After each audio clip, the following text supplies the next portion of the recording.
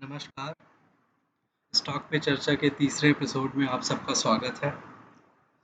आशा है कि आपका परिवार, आप और आपके मित्र स्वस्थ और खुशहाल होंगे। तो आज सबसे पहले कुछ बात करें, एक चार्ट देखते हैं और फिर उसके आगे डिस्कशन बढ़ाते हैं। ये कुछ बहुत सारी लाइनों से डरने की ज़रूरत नहीं है, ये हटा ही देते हैं। और अगर आवाज़ नहीं आ रही हो तो ज़रूर बताएं, कुछ और प्रॉब्लम हो तो बताएं।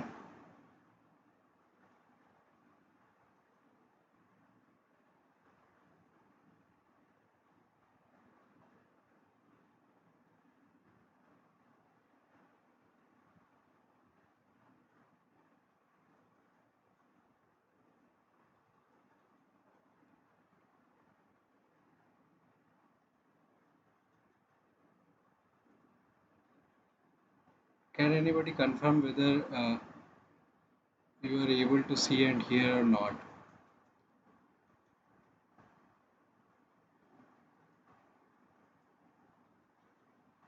तो जैसा कि आप देख पा रहे होंगे, ये लिंडे इंडिया का चार्ट है। लिंडे इंडिया, जैसा कि आप जानते हैं, ऑक्सीजन बनाती है। बेसिकली वो इंडस्ट्रियल गैसेस की मार्केट लीडर कंपनी है, एमएनसी कंपनी है। और इस पर हमने वीडियो बनाया था काफ़ी पहले,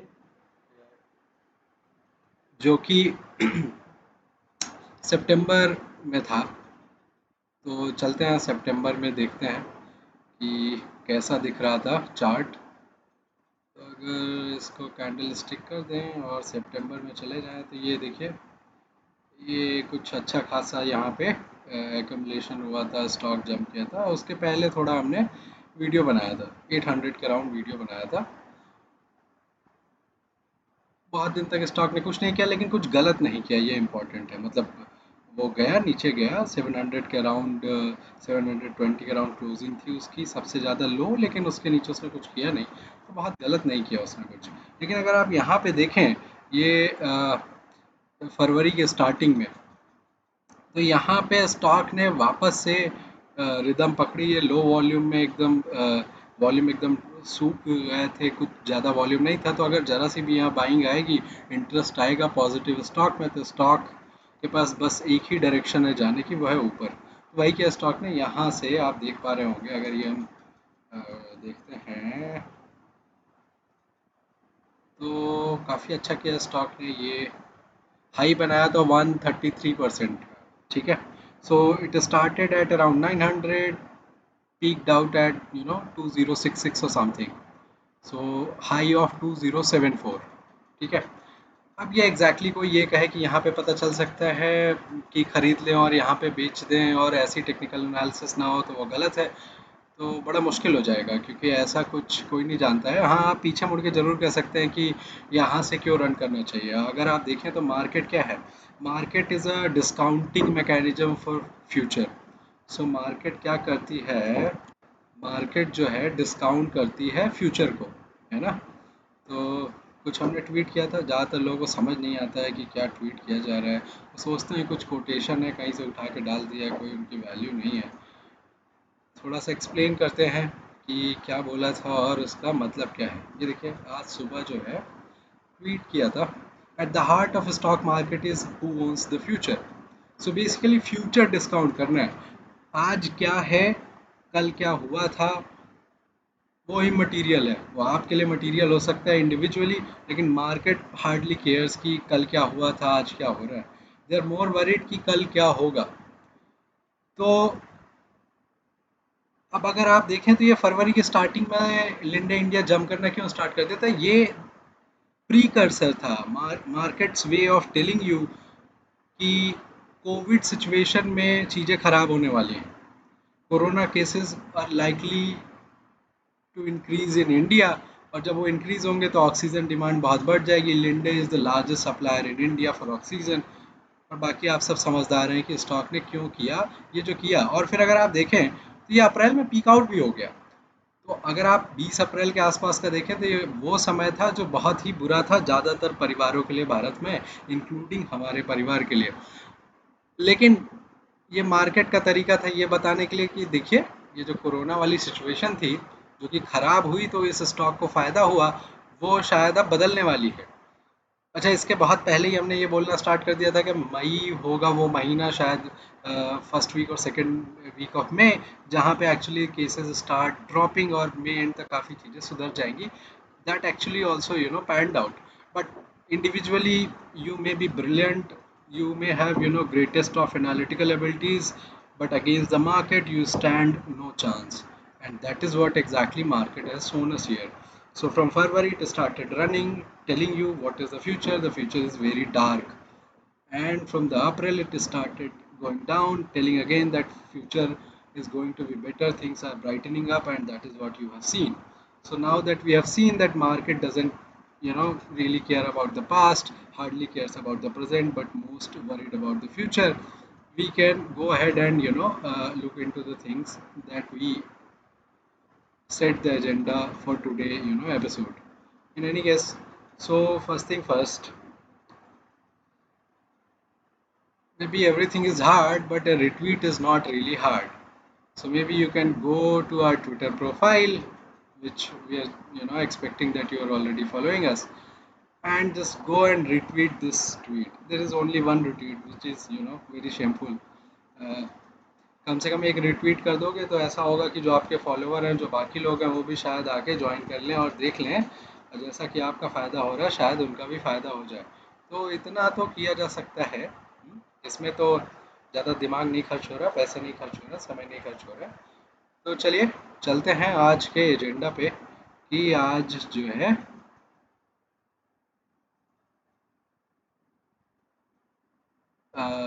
for the question, sorry, we won't be taking any question today.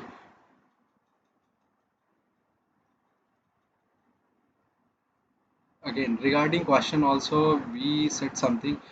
Uh, you see this tweet on Saturday, we shared this link and all those stuff.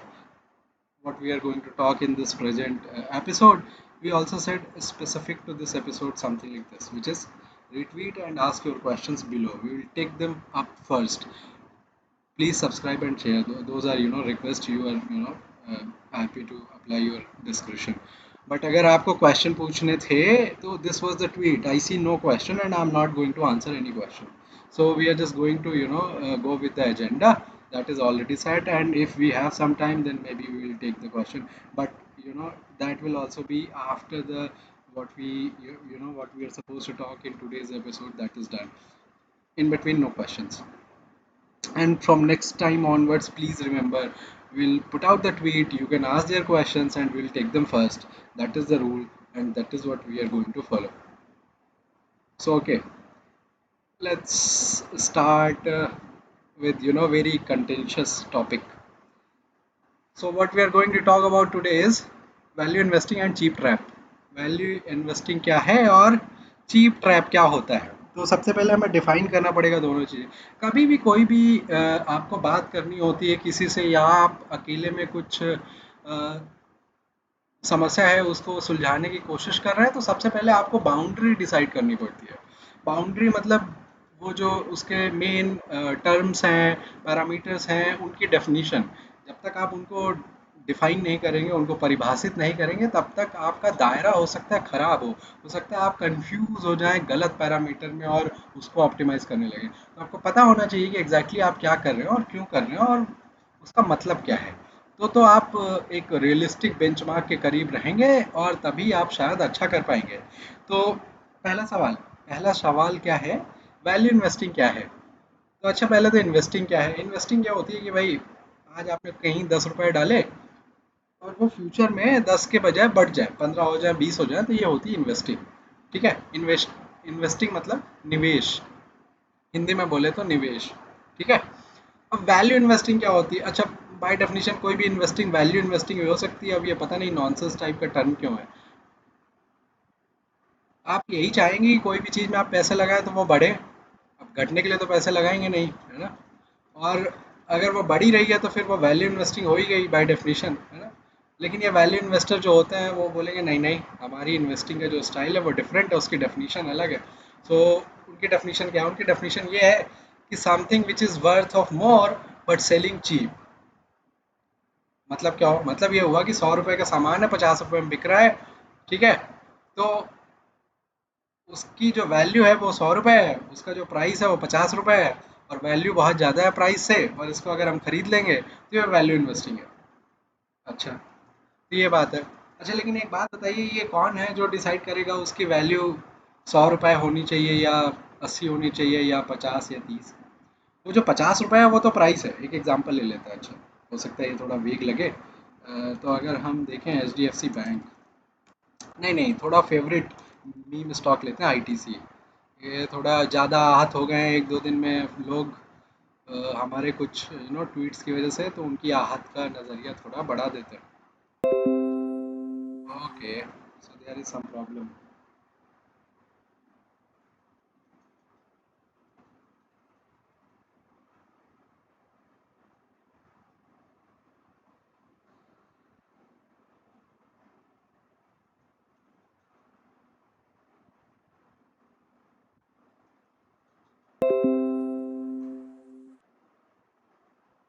देखिए, हम क्षमा प्रार्थी हैं। इंटरनेट जो है हमारा बीच बीच में डिस्कनेक्ट हो जाता है और फिर कुछ प्रॉब्लम हो जाती है, बट एनीवे उसका तो कुछ कर नहीं सकते। आईटीसी का चार्ट देखते हैं और थोड़ा इनके बारे में कुछ बातें करते हैं। ये जो सुंदर से डिज़ाइन है इनको हटा देते हैं यहाँ से, ठीक है। ये आईटीसी है भाई, अगर आपको याद हो तो लेट्स,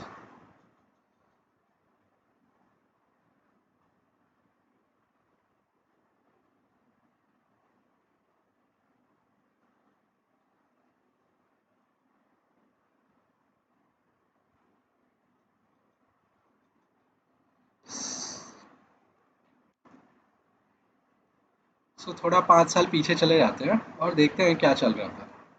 ये आईटीसी है, 5 साल पहले कुछ 238 रुपए का होता था एग्जैक्टली, अगर आज से जाए तो। अच्छा स्टॉक था, तब भी अच्छा था। एफएमसीजी कंपनी है, सिगरेट का मेन बिजनेस है, मोनोपोली है। और सिगरेट बिजनेस से अगर इनका आप आरओसी देखेंगे तो कुछ 200-300% होगा, उससे भी ऊपर, ठीक है। और बहुत ही गजब प्राइसिंग पावर है इनके पास। अब जिसको सिगरेट पीना है तो उसको पीना है। और भारत में अगर 10 सिगरेट बिकती है तो 8 या 9 सिगरेट उसमें से इनकी होती है। उसमें से बची सिगरेट में, 2 सिगरेट में करीब एक सवा एक, ऐसा कुछ डिवाइड कर लीजिए वीएसटी में और गॉडफ्रे फिलिप्स में, तो वो दो और कंपनियां हैं। 3 लिस्टेड कंपनी है सिगरेट की इंडिया में। तो मोनोपोली बिजनेस है, बहुत सारा कैश फ्लो आता है। अब उस प्रॉफिट का क्या करें, उनको कुछ समझ नहीं आता। प्रोफेशनल मैनेजमेंट है। अब प्रोफेशनल बड़ा अच्छा टर्म है वैसे तो, बट वो बड़ा बेकार टर्म भी है। प्रोफेशनल मतलब वो ये बोल रहे हैं कि वो बाहर से आए हुए लोग हैं, उनका कोई लेना देना नहीं है कंपनी से, ठीक है। तो ये बड़ी बात है। वो जैसे इंडिया में लोग बात करते हैं ना, ये इंडिपेंडेंट नहीं है ना, जुडिशरी इंडिपेंडेंट होनी चाहिए, वो इंडिपेंडेंट होनी, तो वैसे टाइप का कुछ टर्म होता है कॉर्पोरेट स्ट्रक्चर में प्रोफेशनल। ये निगेटिव टर्म है बाय द वे, ठीक है। क्योंकि प्रोफेशनल मतलब ये होता है कि उनके पास स्टेक नहीं है, ठीक है। अब अगर जिसके पास कंपनी में स्टेक नहीं है, उसको कंपनी में कुछ बुरा हो रहा है उससे कुछ फर्क पड़ेगा? अनलाइकली। वो तो कहेगा हमें तो सैलरी मिल ही रही है ना, हमारा क्या जा रहा है। तो अगर आप आईटीसी देखें यहाँ, तो ये देखिए,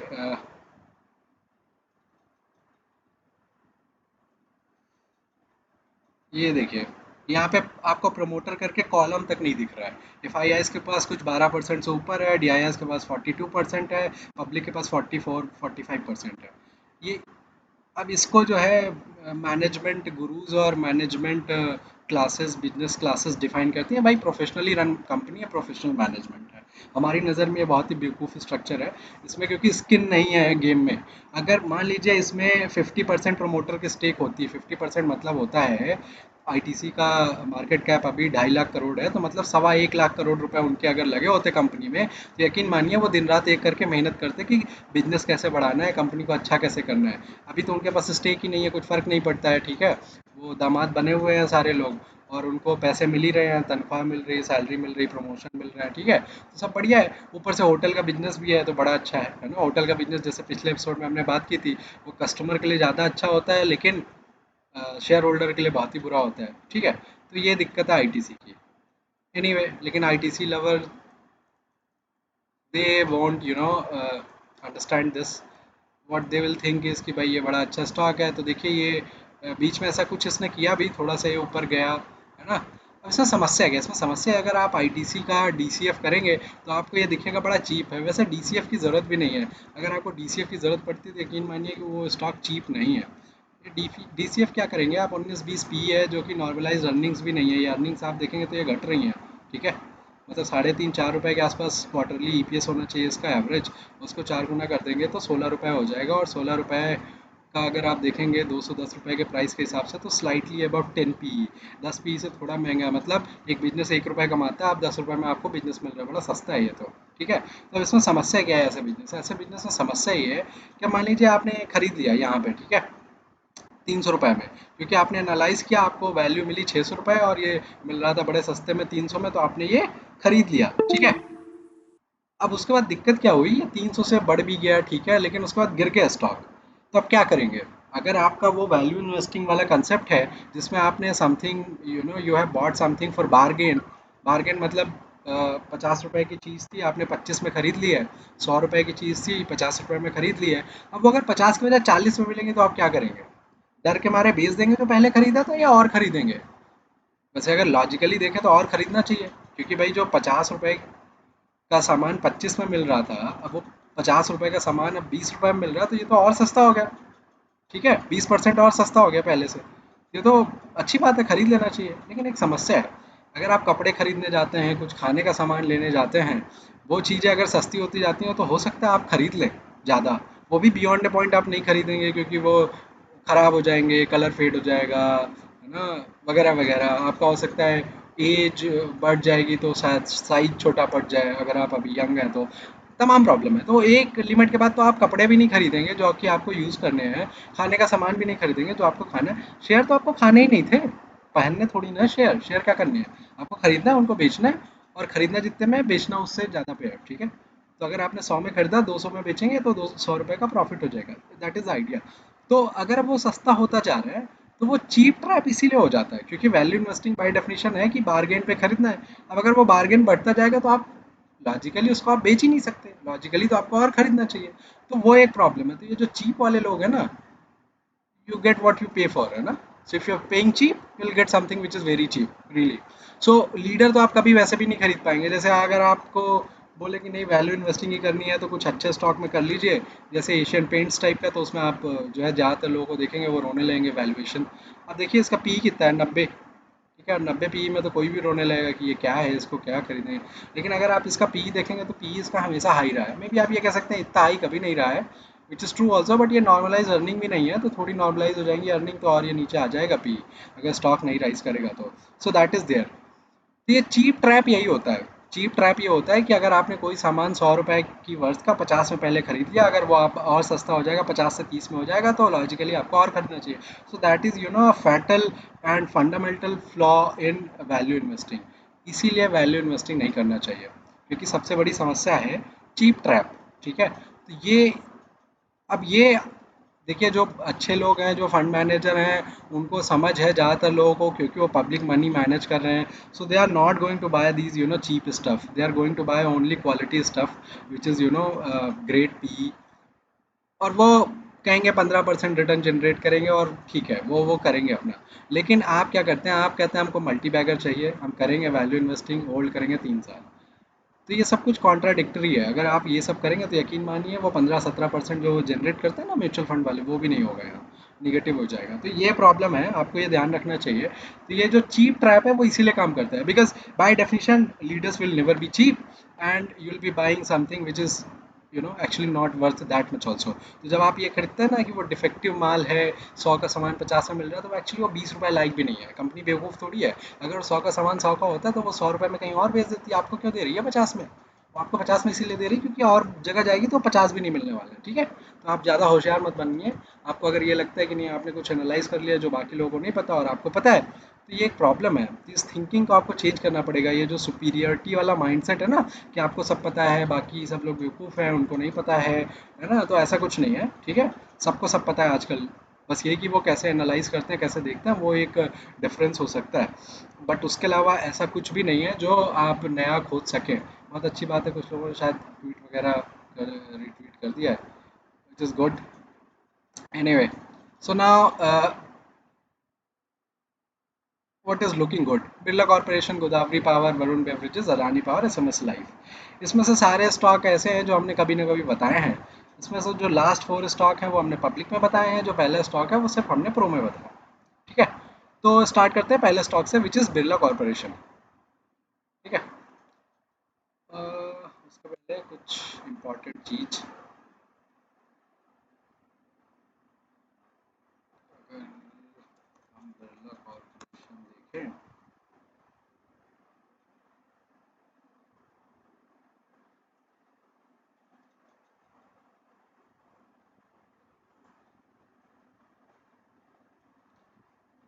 जनवरी जनवरी का ये ट्रैकर है, प्रो मेंबर्स के लिए है, आप लोग देख सकते हैं। तो हमने पहली कॉल जो दी थी बिरला कॉर्पोरेशन की दी थी, 750 में बोला था, 640 रुपये स्टॉप लॉस था, 1225 रुपये पे आज ट्रेड कर रहा है। हाई पॉइंट से देखेंगे तो 85% रिटर्न है, और करंट मार्केट प्राइस से देखेंगे तो 63% है, ठीक है। अगर आप देखेंगे तो कजारिया भी हमने सजेस्ट किया था, जाइडस वेलनेस किया था, कैप्लिन पॉइंट में बहुत छोटा स्टॉप लॉस था जो कि हिट हो गया, उसके बाद उसने बड़ा अच्छा किया है, जैसा कि आप देख रहे होंगे यहाँ पे। एग्रोटेक फूड उसने अच्छा किया है, एफएसएल उसने अच्छा किया, अदानी गैस कहने की कुछ ज़रूरत नहीं है, स्नोमैन स्टॉप लॉस हिट, एसएचकेएल का स्टॉप लॉस हिट, ठीक है। और जीपीआईएल भी हमने यही बात की थी, एशियन पेंट की भी बात की है, मैस्टेक की बात की है, सब ने अच्छा किया है। एवरेज रिटर्न अगर आज की डेट में अगर आप देखें, जनवरी में अगर आप ये सब ने खरीदा था सारे स्टॉक इक्वल क्वांटिटी में, क्वांटिटी नहीं वैल्यू में, तो 60% ऑलमोस्ट अगर आज जो है आज के हिसाब से देखें तो आप होंगे। एनीवे, ये बताने के लिए नहीं ओपन किया था, बिरला कॉर्पोरेशन में क्या बोला था वो दिखाने के लिए ओपन किया था, एंड हाउ इट आउट। और आज हमें वो अच्छा क्यों दिख रहा है ये डिस्कस करना है, और इसके लिए हमने जो है ये खोला है स्टॉक। तो बताते हैं क्या चलता है।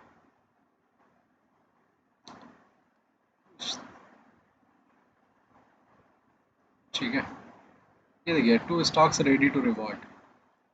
इसमें हमने क्या कहा था भाई, ये वैल्यू इन्वेस्टर बहुत चीज़ों की बातें करते हैं, fundamental, management, industry, business, sectors, capital allocation और पता नहीं क्या क्या, ठीक है। समस्या ये है कि वो सब चीज़ें मैटर करती है, ऐसा नहीं कि वो मैटर नहीं करती, लेकिन कब मैटर करेंगी, कितना मैटर करेंगी, ये किसी को नहीं पता है। इट्स लाइक कि आप बड़े अच्छे हैं पढ़ने में, सिंसियरली पढ़ते हैं, आपका रूटीन है, जल्दी उठते हैं, रात में ज़्यादा नहीं सोते हैं, दिन में ज़्यादा खाते नहीं हैं, पढ़ाई पे ध्यान देते हैं, तो आपका रिजल्ट अच्छा आएगा, ऐसा आप उम्मीद लगा के बैठ सकते हैं। लेकिन अगर फिर भी अगर आपका रिजल्ट अच्छा नहीं आता और किसी और का अच्छा आ रहा है, तो फिर तो कुछ तो प्रॉब्लम है ना। जिसका अच्छा रहा उसने कुछ तो अच्छा कर दिया, क्योंकि इवेंचुअली उसका रिजल्ट, आप आईआईटी के लिए प्रिपरेशन कर रहे थे, या आपको एमबीबीएस डॉक्टर बनना था, आप नीट की प्रिपरेशन कर रहे थे, आप कितनी भी अच्छी प्रिपरेशन कर रहे हो, इट डजंट रियली मैटर अगर आपका रिजल्ट अच्छा नहीं आ रहा है। किसी और का रिजल्ट अच्छा आ रहा है, वो कम मेहनत करता है, how does that matter? Ultimately उसका रिजल्ट अच्छा है, वो पा लेगा जो आप पाने की कोशिश कर रहे हैं। तो अल्टीमेटली आपको उस चीज़ को नहीं भूलना है। इसका मतलब ये नहीं कि आप डिस्करेज हो जाए, आप मेहनत नहीं करेंगे, डिसिप्लिन नहीं रखेंगे, वो सब रखना है, but eventually you should never lose sight of outcome also, because outcome ultimately matters. तो वही चीज़ मार्केट में होती है, तो ठीक है चीज़ें मैटर करती हैं, आपको अच्छे से करना चाहिए, but eventually you have to see what is getting rewarded. So वो चीज़ है। तो हम क्या करते हैं, हम देखो ये 100 पन्ने की थीसिस नहीं लिखते हैं किसी स्टॉक पे कि ये करना है वो करना है, हम बस स्क्रीन रीड करते हैं फिर फिगर आउट करते हैं और चीज़ें क्या है। अच्छा देखिए, इसको ये मत समझना कि हमारे पास कैपेबिलिटी नहीं है 100 पन्ने की थीसिस लिखने की। इनफैक्ट जिसने भी हमारी राइटिंग्स पढ़ी है उन सबको पता है कि we have strong capability of writing lengthy stuff, we end up writing essays also, in response to certain type of questions. तो वो capability is just that we think that capability is mostly useless in market. तो वो चीज़ है। तो हम किस चीज़ पे फोकस करते हैं, हम जनरली फोकस करते हैं what is market trying to tell us. तो मार्केट जो बताती है उसके हिसाब से हम चलते हैं और पैसे बनाते हैं, दैट्स इट, इतना ही काम है अपने पास। बिरला कॉर्पोरेशन जब हमने डिस्कस किया था वो 756 पे था, मार्केट कैप कुछ 6000 करोड़ था और डेट थी जनवरी, ठीक है, 11 जनवरी। तो अभी ये देखिए, ये चार्ट देखिए, अब इसमें सबसे इंपॉर्टेंट बात ये है, ये चार्ट हमने डाला है, ये डेली चार्ट था, ठीक है। और ये हमने उसमें कुछ लेवल मार्क किए हैं, 1 2 3 4 5 6 7। और इम्पॉर्टेंट बात ये है कि हमने पॉसिबल मूव तक ड्रॉ कर दिया। ऐसा होता है ना कई बार, वो लोग बोलते हैं सरस्वती जी आपकी जिह्वा पे थी, तो आप जो बोलते हैं, जो आप करते हैं, वो सच साबित हो जाता है। ऐसा नहीं कि आप कोई जीनियस हैं, है ना, ऐसा कुछ नहीं है। तो हम जीनियस हैं ऐसा नहीं है ना, वो कई बार हो जाता है कि वो जो ये सब चलाता है ना, वही आपके थ्रू बोल रहा होता है, कर रहा होता है। तो ये सिमिलर टू वो सिचुएशन थी। तो बिरला कॉर्पोरेशन में यही हो गया। अगर आप इसको डेली चार्ट में जाएं और डेली चार्ट में जाके, शायद आवाज़ नहीं आ रही है।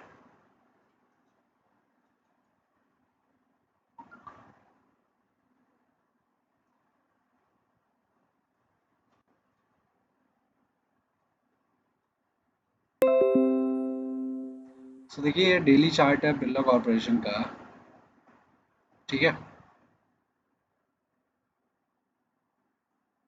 ये देखिए, तो ये जो चार्ट है, ठीक है, ये 2015 से हमने इधर दिखा रखा था। थोड़ा सा इसको और छोटा करना पड़ेगा, लेकिन आएगा 2015। देखिए ये, ठीक है, आपको ये दिख रहा है, this is point 1 in this chart. See, ये पॉइंट 1 है, 2 3 4 5 6, this is corona bottom, this is corona top, this is again crossing of corona top, this point 5। तो अगर आप ये देखें तो 1, ठीक है, 2 3 4 5 6 7, दिस। इसके बाद ये जो प्लॉट किया है, ये देखिए 941 पे हमने कहा था कि ये डिप आ सकती है। 941 अगर आप देखेंगे, आपको क्या दिख रहा है, ये देखिए, ये गया स्टॉक और ये डिप लिया यहाँ पे और फिर चला गया ऊपर। तो पोस्ट देखते हैं कि कैसे एनालाइज करना चाहिए। तो अगर आप वहाँ चले जाए जनवरी में वापस, तो आपको ये कैसे पता चलेगा कि बिरला कॉर्पोरेशन खरीदना है। तो ये हमने उसमें एक्सप्लेन किया है, ठीक है, कि स्टॉक ने पीक बना दिया 2014 का 610 के राउंड में। पॉइंट 2 ये है अगस्त 2016 का। पीक उसने ब्रेक किया, थोड़ा सा मूव दिया, बट है ना, उसके बाद वापस उसने रीटेस्ट किया है पॉइंट 3 पे। और ये 4 पे पीक बनाया है कुछ 1200 के आसपास में, ठीक है। अब अगर आप यहाँ पे देखें तो एक बहुत इंपॉर्टेंट कंसेप्ट है, ये पॉइंट 4। अब यहाँ पे स्टॉक गिरा, ये 1200 पे था कुछ दिन पहले। अब वो चीज़ अगर आपको 950 पे मिलने लगेगी 1000 पे, तो आप क्या सोचेंगे? आप सोचेंगे यार ये तो 20-25% सस्ती मिल रही है। तो आप क्या करेंगे? आप उसको चेस करने लगेंगे बाय द डिप, है ना। आपको टेक्निकल एनालिसिस, प्राइस एक्शन, ये सब चीज़ें ज़्यादा क्लियर नहीं है, और आप सोचेंगे कि बाय द डिप, है ना, स्मॉल कैप फेवर में है, चीज़ें चलेंगी, और आपने खरीद लिया। लेकिन आपने अगर यहाँ कहीं खरीद भी लिया ना, तो आपको देखना चाहिए जो ग्रीन लाइन है ना, ये 200 डे मूविंग एवरेज है। अब 200 डे मूविंग एवरेज से नीचे स्टॉक जाता है, तो आप यकीन मान लीजिए कि ये जो लॉन्ग टर्म स्ट्रक्चर है चार्ट का, वो डैमेज हो गया, ठीक है। तो आपको वहाँ पे एग्जिट करना चाहिए, वहाँ पे आपको खरीदना नहीं है, एग्जिट करना ज़्यादा सही डिसीजन होगा। तो अगर आप यहाँ पे एग्जिट कर देते तो आपका इतना सारा पेन बच जाता। लेकिन नहीं, सारे लोग तो होशियार हैं, सारे लोगों को सारे रूल्स पता है, वो रूल ही तो फॉलो नहीं करना चाहते, because everybody thinks that they are expert. if you are expert, then you keep making these mistakes. So don't be expert, follow the rules. Rules are, never buy anything which is trading below 200 day moving average. This is the simple rule, ठीक है। trading below 200 SMA is a sign of a start of a structural downtrend in a stock. So don't buy it, don't buy it, okay। तो अगर आप यहाँ पे बेच देते तो आपको 45% का ड्रॉप बच जाता। लेकिन नहीं, आपने तो बेचा नहीं, तो फिर आपको वो ड्रॉप देखना पड़ेगा। तो इसमें सिर्फ दो चीज़ें हैं। एक तो आपको प्राइस इरोजन की वजह से पेन होगा कि वो घट रहा है जो आपने खरीदा। एक दूसरा पेन और होगा कि अगर आपने अच्छी चीज़ें खरीदी होती जो अच्छी स्ट्रक्चर में 200 डे मूविंग एवरेज के ऊपर चल रही हैं, तो आपको फ़ायदा भी होता। तो आपको फ़ायदा होने के बजाय यहाँ नुकसान हो रहा है, तो दो नुकसान हैं आपके, ठीक है। तो आप जो कमा सकते थे वो आप कमा नहीं पा रहे हैं, और गंवा दिया वो अलग बात है।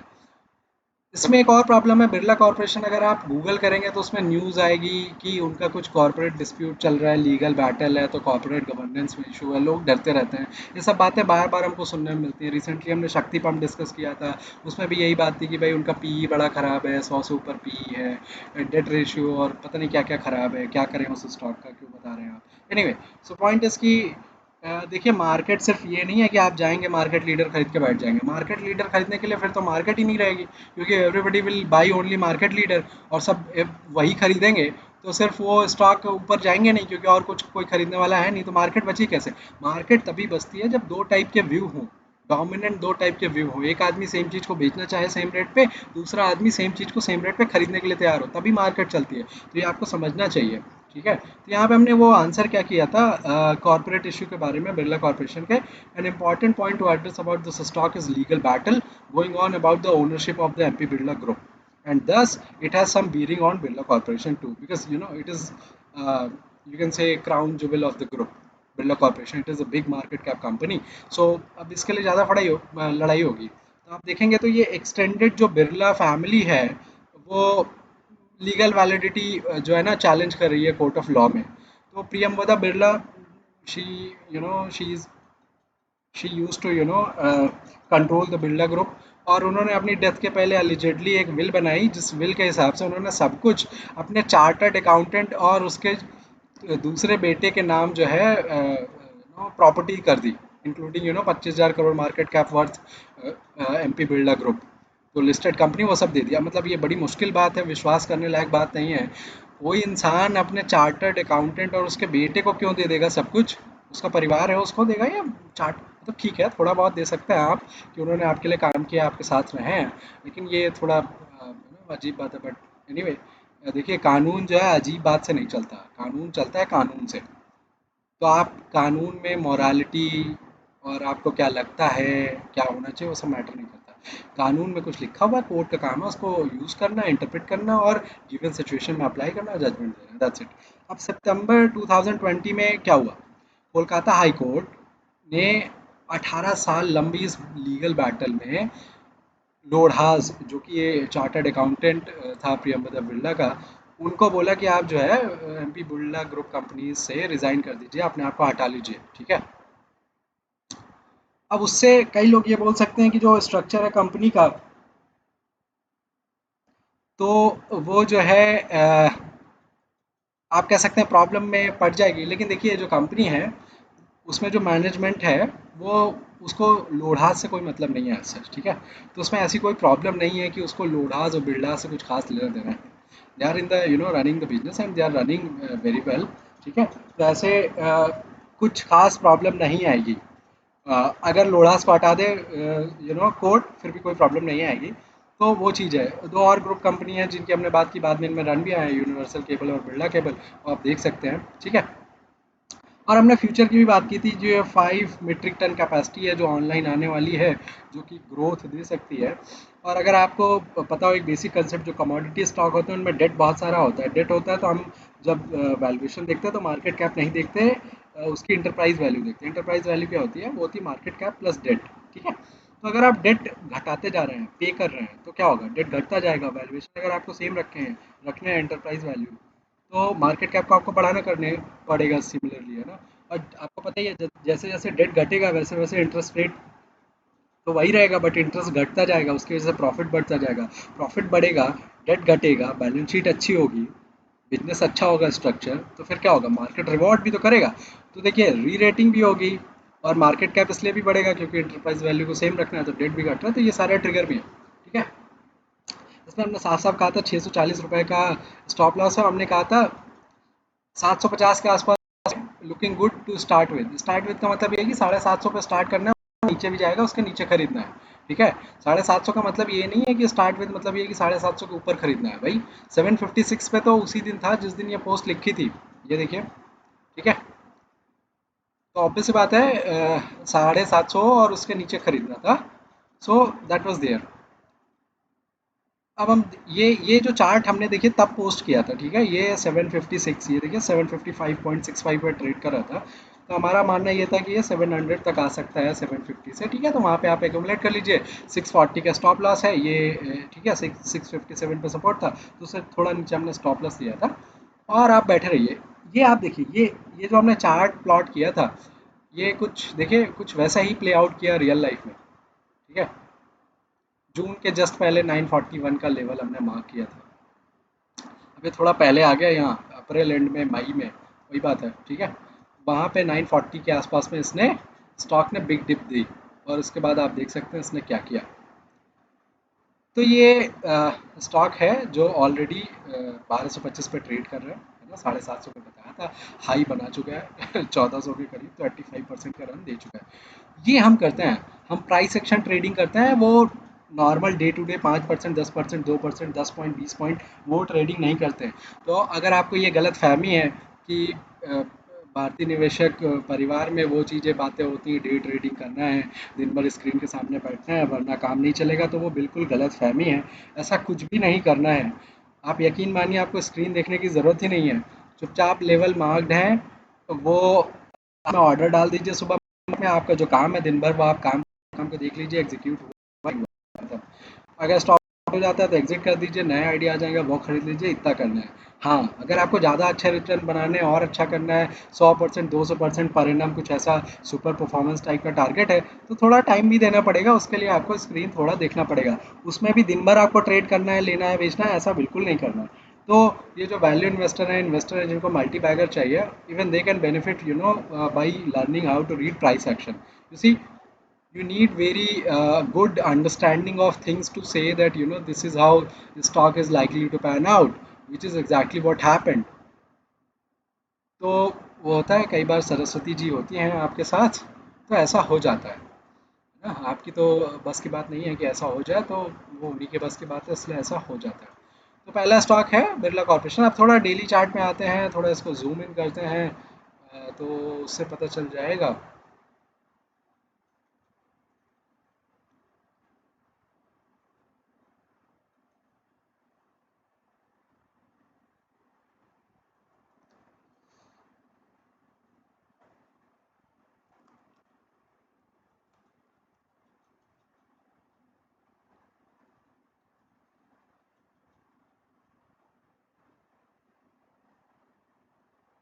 चलिए run,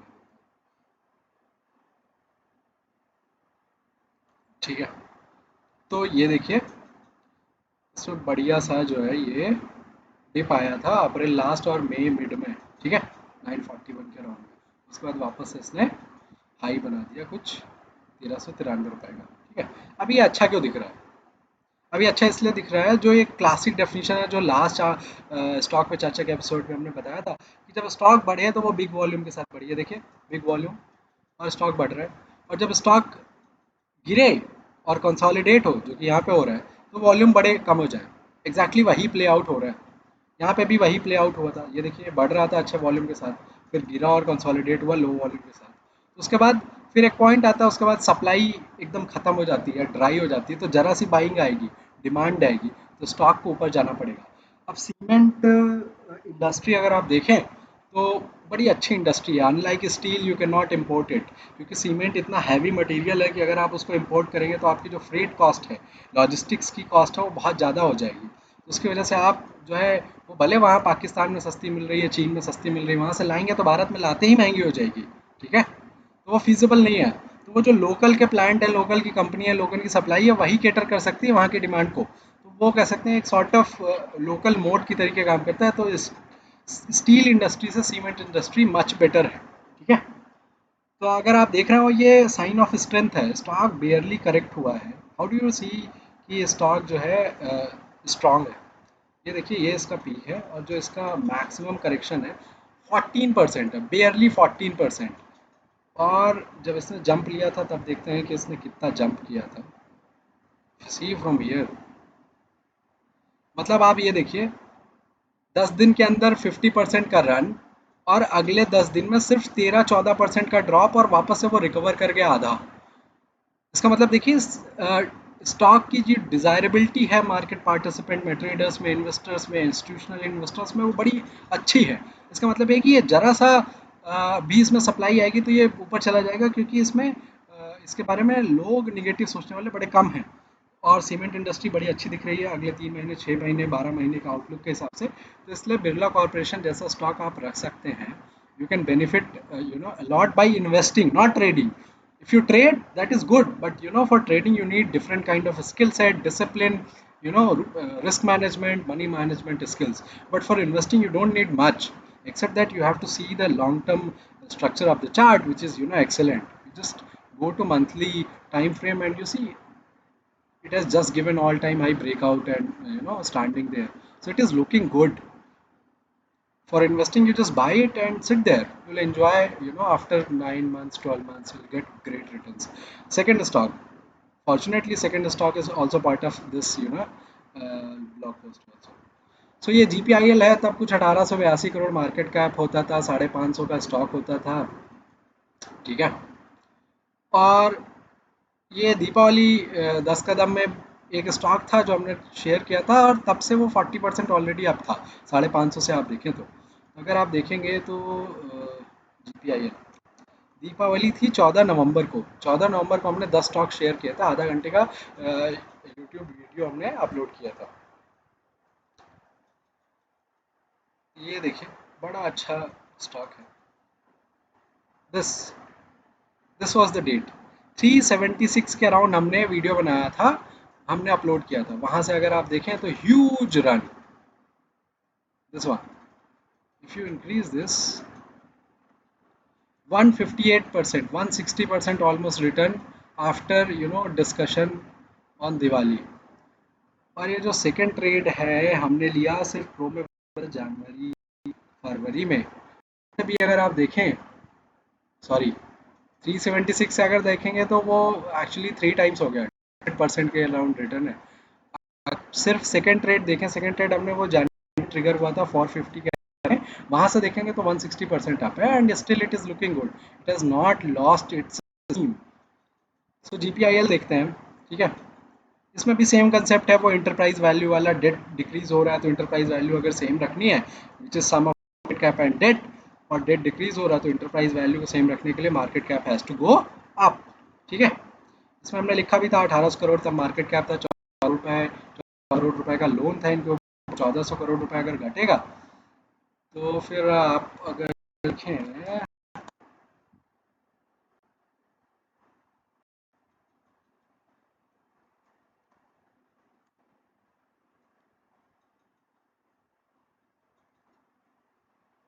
C date, now it is barely 850 crore. 3 महीने पहले, 4 महीने पहले जब हमने ये डिस्कस किया था तब 1400 करोड़ डेट होता था इनके ऊपर, इन्होंने 550 करोड़ रुपए लोन चुका दिया है। इससे क्या होगा, इससे दो चीज़ें होंगी, ये देखिए,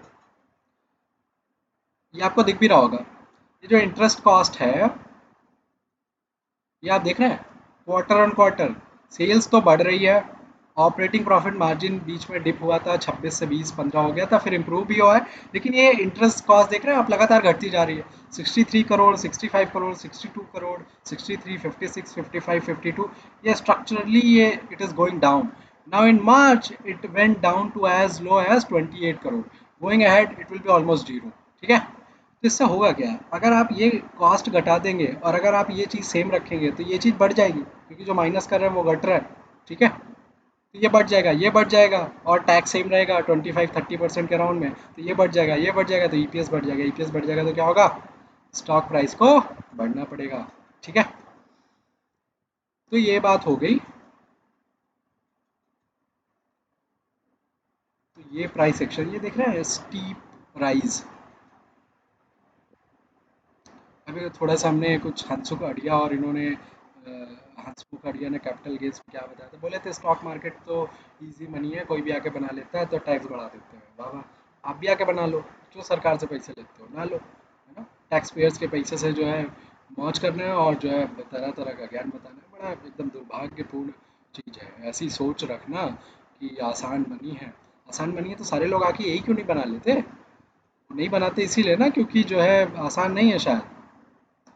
आप एक चीज़ देखिए, जीपीआईएल में हमने बड़ा साफ साफ कहा था 480 से 500 के बीच में खरीदना, 420 का स्टॉप लॉस है। तो स्टॉक तब ट्रेड कर रहा था 534 पे, यहाँ पे, ठीक है। लेकिन हमने पोस्ट लिख दी थी यहाँ पे, लेकिन हमने कहा था उसको खरीदना है 480 के अराउंड, यहाँ पे ये वाले लेवल पे जब डिप आएगा। उसके नीचे भी आ गया, ये हमें नहीं पता था, ये किसी को नहीं पता होता, लेकिन ये पता था डिप आएगा, संभावना काफ़ी है। तो वो चेज़ करना, अगर आप चेज़ करेंगे तो यहाँ तक आप बियर कर पाएंगे, नहीं कर पाएंगे ना, क्योंकि अगर आप यहाँ से ड्रॉप देखें, देखिए 21% का ड्रॉप है। कौन ट्रेडर 21% का स्टॉप लॉस लगाएगा? कोई नहीं लगाएगा। तो आप बाहर चले जाएंगे ट्रेड से अननेसेसरी, उसके बाद स्टॉक रन करेगा, फिर आपको बहुत बुरा लगेगा। यही होता है टेक्निकल ट्रेडर्स के साथ। लाइन ड्रॉ करके ट्रेडिंग नहीं करनी है आपको, थोड़ा दिमाग लगाएगा। So that is stock number 2, GPIL. GPIL, see, low risk entry point. It is trading near 50 SMA, and the story remains same. So बड़ा अच्छा स्टील आयरन और प्राइसेस हैं, they'll keep getting good cash flow, good profit, they'll keep reducing the debt, loan घटता जाएगा, profit और बढ़ता जाएगा, है ना, और मार्केट सपोर्ट करेगी। That story.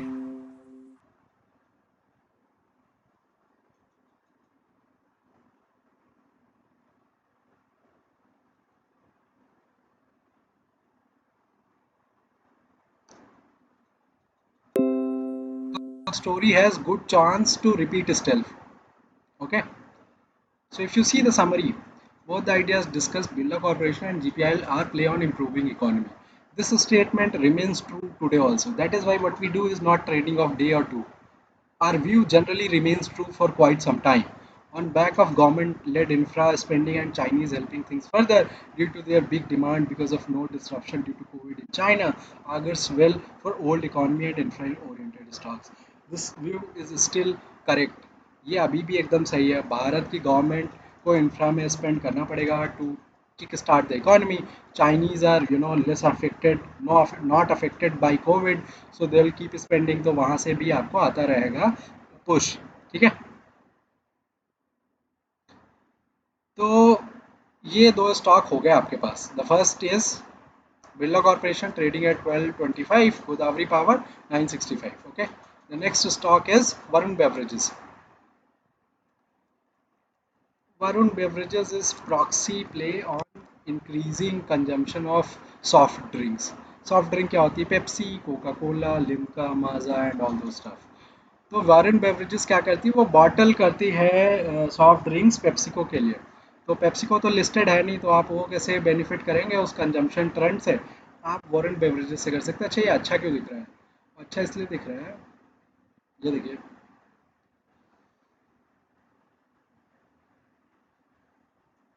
वो स्पाइक है लेकिन क्लोजिंग यहाँ पे हुई थी, ठीक है। तो ये it matters but not as much. ये देखिए, ये volumes are picking up, drawing up of volume 50 SMA, ठीक है। Opening up of country after the second wave of corona, everything is aligning, so stock में do well, okay. Don't expect 100% here, that is not going to happen, so keep your expectation in check. But Varun Beverages is very good, run company, so it can give you comfort if you are looking for comfort. लेकिन अब जहाँ comfort है वहाँ P का comfort नहीं मिलेगा, ठीक है। और जहाँ पे पी का comfort मिलेगा वहाँ पे comfort otherwise नहीं होगा। तो Varun Beverages is second stock, you can see what they do is, ठीक है, ये प्रोड्यूस करती है और डिस्ट्रीब्यूट करती है कार्बोनेटेड सॉफ्ट ड्रिंक्स, ठीक है। Non carbonated soft drinks, packaged water, PepsiCo का जो ट्रेडमार्क है उसके अंडर में। ये कॉन्ट्रैक्ट है बेसिकली, उससे ना समझें आप, बट उतना है। और रिक्वेस्ट है, hope you can you know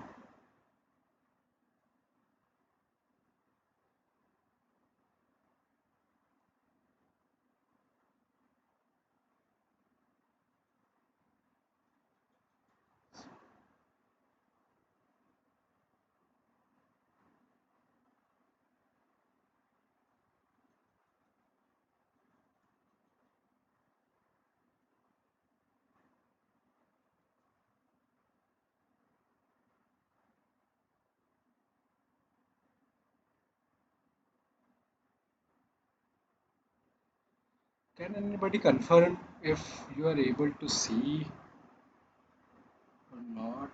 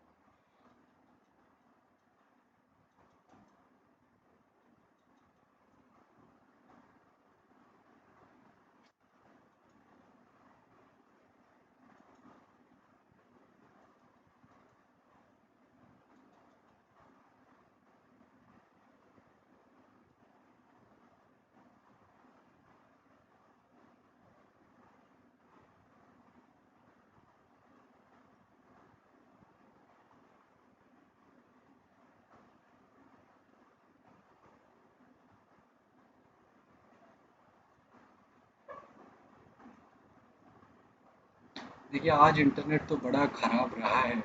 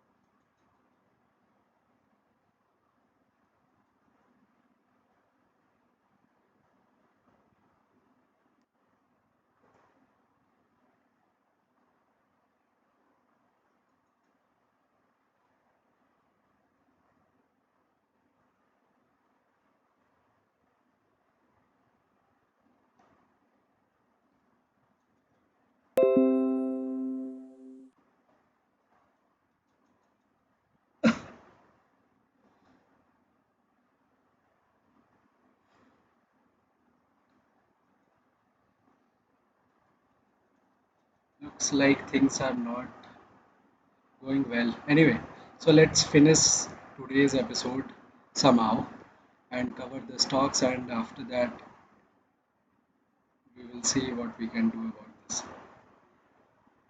Says no data.